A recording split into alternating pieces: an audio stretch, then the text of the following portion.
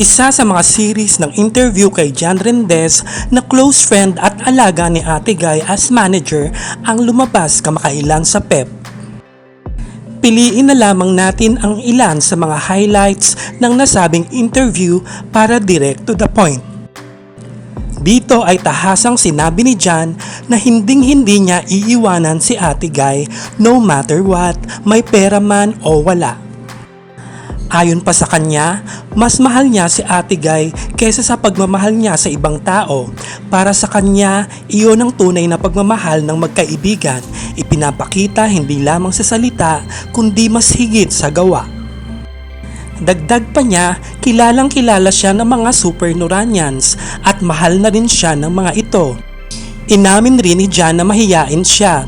Ito ang dahilan kaya umalis agad siya sa 70th birthday celebration ni Nora at hinayaan na lang ang momentong iyon kasama ang mga anak at mga kaibigan ng celebrant.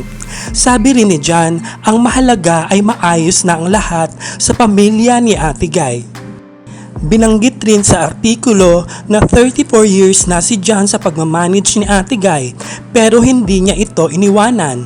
May dagdag ding paliwanag ang superstar na medyo guilty siya as a manager ni Jan dahil sa 34 years na yun ay parang wala siyang nagawa sa career ni Jan. Sa interview ay binanggit din ang bagong single ni Jan sa Star Music, pati na ang bagong pelikula niya na Toma Cruise sa puso ng isang anak na prinuduce ni Nora. Umamig naman ang artikulo ng mga positibong reaksyon sa mga netizens.